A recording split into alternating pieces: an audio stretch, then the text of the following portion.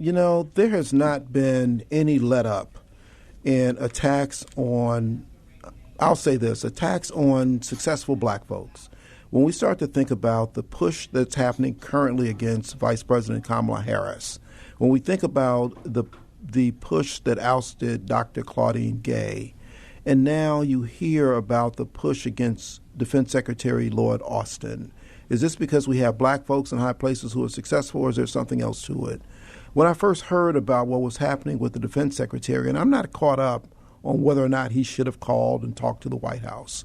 I think when you are suffering from an illness, that's probably not the first thing that you're doing, but I do believe that there are people in his ranks who perhaps should have done that. Not him, but some other folks. So the calls for his resignation, I think, are well beyond the pale. I encourage you to take a look at Newsweek. Our very own Amisha Cross authored a piece that talked about exactly this subject. Well, the issue that I saw most important when I heard why it was, in fact, that the Secretary of Defense was unavailable was the issue of prostate cancer, and the fact that prostate cancer affects so many men, and particularly so many black men. I thought this gives us an opportunity to revisit this because it's critically important. I'm excited to be joined here in the studio today, and if you're on Facebook Live on WVON, you'll be able to see him. He's the illustrious Bishop Dr. Horace Smith. Dr. Bishop Horace Smith, welcome back to WVON. How are you today? Well, thank you so much. I'm excited. I'm not cold because I'm inside. I tell a joke when they said it's too cold to have church. I tell them, hey, you missed the memo. We canceled the outdoor service. We're having an indoor. So I'm glad to be here. Well, it's good to have you. I usually complain because it's usually really hot in the studio. But I'm not complaining today because it was good to be here and get to this. Dr. Smith, I do want to get into this issue and the political part I just talked about, but the issue of prostate cancer is real in our community and real for men. So let's talk about that. I think the statistics that I got from the American Cancer Society says about 1 in 8 men will be diagnosed with prostate cancer during their lifetimes. Yeah, in America, that's probably an old number. It's probably higher than that. It's probably 1 in 6 men in general. With African-American men, probably 1 in 5 to 6 are going to develop prostate cancer. Talk about what that is, how we know it, and what it is that we do when we learn of a diagnosis such as this. Well, again, prostate cancer is the most prevalent, we call solid tumors in any men. In men, it's the number one statistically cancer that you can develop. And again, men have prostates, which is a gland, again, very important gland. And that gland over years, again, changes. The cellular makeup of the gland changes. And sometimes those changes we call cancerous or neoplastic. So those cells begin to develop in an incorrect way, and they take over the normal cells of the gland, and they develop cancer. So it's very common in men. Again, the numbers you quoted, the numbers I talked about, are large numbers. I mean, thousands per year are diagnosed with prostate cancer. And especially, again, it's more prevalent in the African-American community. I know we spent a month, I think it's September, that is Prostate Cancer Month. Mm-hmm. I was with a bunch of brothers last summer, these Chicago basketball legends. We get together at Plumbers Hall and take pictures and tell stories and regale about how things were. And one of the guys came over to me and said, Rufus, you need to talk more about prostate cancer. And he had just experienced it. Mm-hmm. And I know we had just talked about it, but saying we need to talk more about it, I couldn't push that back at all. I know we appropriately spend time talking about breast cancer, appropriately. And while that also affects men, as you mentioned, prostate cancer is really a men's disease. It is. With prostates. How the issue in so many of the cancers is early screening, early detection. Exactly. How do we find out? How does the screening happen? What is the test for prostate cancer? Yeah, and we should talk about that. I think that, but let's preface it. Let's be honest, in our culture, in the African-American culture for men tend not to go to the doctor. I tell the stories about having regular screenings for all kinds of things. And if you ask a man usually, hey, man, how you doing? They say, I feel fine. Mm-hmm. And they do. Then you ask them, you have a car? Yeah. When's the next time your car is due to go in? They can tell you the date. They can tell you what kind of service. I said, is something wrong with your car? They said, no, it's running fine. I said, so why are you going to take it in? Then they go, oh, that's right. So it's not how you feel. is that if you understand some things, if you know some things that can happen that you don't know about until late stages, you want to catch them early. So you're right. Early detection. Prostate cancer is one of the easiest treated cancers in the world if you catch it early. 99% 5-year survival caught early.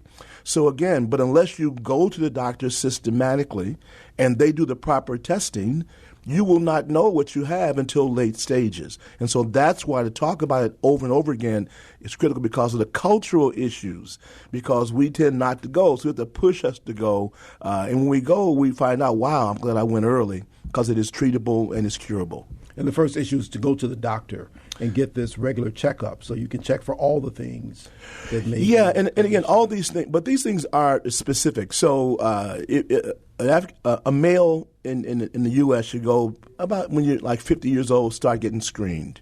African Americans are probably more like 45, you should go start getting screened.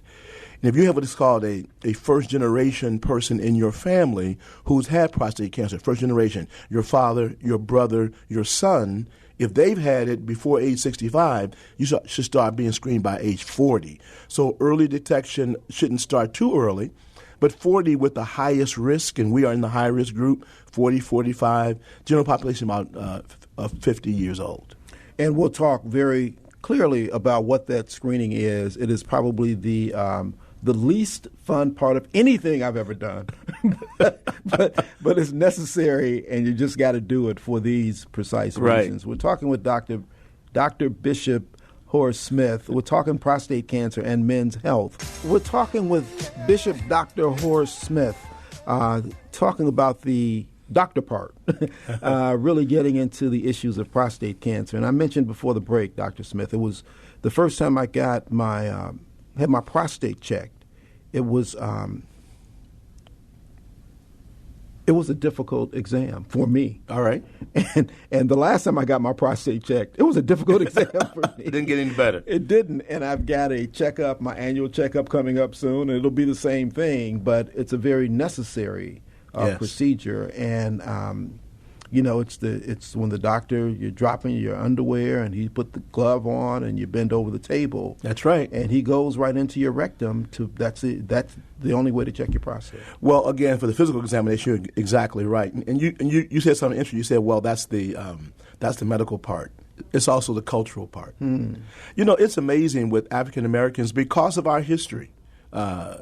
So many things that have one perspective are impacted by others. So anything around sexuality, anything about a person, man or woman, because you said a man, there are more women, a lot of women urologists too. But it's a rectal examination, and quite frankly, everyone will be tense. It's a very intimate thing, and so you shy away from it. And when you tense up, it hurts. I will guarantee you that even though it is unpleasant, probably the psychological mental part causes it to be more unpleasant. It's a very quick examination. What they're doing is your prostate is right again in that locale, and they can feel it. And they can tell whether it's changed because we know how it's supposed to feel. And when it starts to get thickened or hardened, that is a warning sign to say, okay, we need to go to the next step. And, I will tell you the last time I had it, maybe within the last couple of times that I've had my annual exam, Northwestern is my hospital, teaching hospital.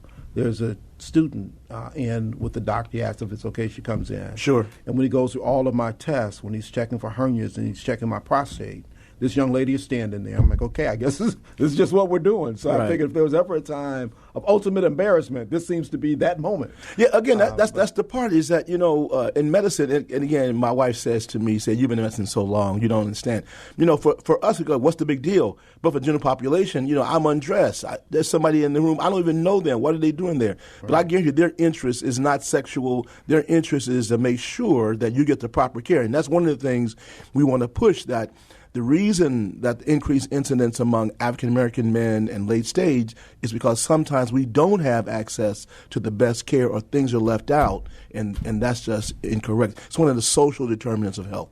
And important as you've mentioned, important for us to get the checkups, important to know what it is that these checkups give, and the follow-up to those things is critically important. Yeah, the digital examination, and again, at a certain age, they will also do a blood test. Yes. You've heard of the PSA, and that's important that we understand what that is. That checks for changes in the cells of the prostate. The PSA is a blood test. There are other tests they can do as well, but that's the gold standard to start, so they know what level you should have. If it's above that level, then the other things needs to be done. And I'm mindful of it because we did, when my dad was alive, it was every 6 months they were checking his PSA level to see what it was. It was enough that they needed to check it. Sure. And enough they wanted to check it frequently so that if anything turned, and my dad died, later, much older, but they just wanted to know if there was something there that they needed to do it. So to your point, it seems like if you're 45 years or older, if you're black, if you had a family member who was diagnosed with prostate cancer before they turned 65, you should make certain that this is something that you do. It should be a routine part of your exam. You said yearly, and again, the 6 months for your dad is called active surveillance. In other words, once you know there's something a little bit suspicious, but they're not quite sure, they can actively follow you on a more rigorous regimen and pick it up if there are changes, and those changes begin, then you get caught early. And then to elevate your point as well, I know my brother had it, so my proclivity is high. That's right. And so I'm happy to go and get it tested so that if it does appear, it's dealt with. And I know too many brothers, too many people who have had prostate issues. Nobody has died from it that I know, but they've had it, and they've had it dealt with and continue on. Sure. It's really important because, again, it's treatable, preventable, and so we should encourage all of our brothers and others to, the women in our lives probably the most important thing. They tend to push us to go, and then we go and get it done. They do. It's interesting. I've got a group of guys, pretty high-level guys, who we get together from my old neighborhood. We get together for dinner every 6 months or so. And it was 1 year that I was slow in getting to my annual exam, and they really gave me a hard time until I did. And I truly appreciated that. And in that group of four of us, 2 of them have had prostate issues. See, those are real brothers. At our church, we do something once a year on Father's Day called Know Your Numbers. So, we asked him, okay, last year, what is your PSA? What is your hemoglobin A1C? Again, for diabetes, what's your blood pressure, diastolic, systolic? There's certain numbers that if you push people to know, you need to know these numbers, they'll discover, wow, I'm going to be better off. And somebody in your family who is at risk for those things, push them to do that and have an accountability partner, somebody who cares about them, who will push them to make sure they live long and live well. Dr. Smith, we only have so much time on the air, but we had such interesting conversation before you came on and during the breaks. Yes.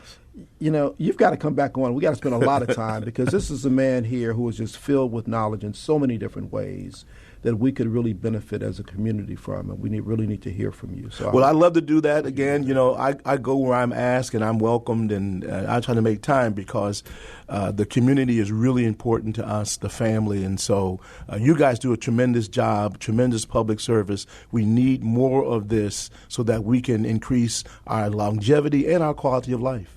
Indeed. We've got a caller once again to the conversation. Eddie, good morning. Welcome to VON. What's on your mind this morning? How you doing, Rufus? Doing great. I want to speak to the doctor. Now, Yes. I came down with prostate cancer when I was about 40 years old. My dad had prostate cancer. He had, when he came out of World War II, he lived to get 99. But this is my point. It's a minute thing can kill you before the prostate because when most people, prostate cancer grow real slow. Now, I've been had it ever since I'm 81 years old, going on 82. Now, it'll kill you if it grows fast, but with most people, it grows very slow. And in many most things will kill you before the prostate. Here's another thing I found. I did a lot of research on this.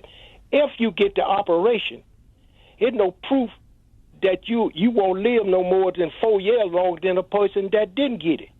Now, come the doctor don't ever speak about that, tell people that prostate cancer in most cases grow very slow. But in the black community, they come out, go to Harlem, and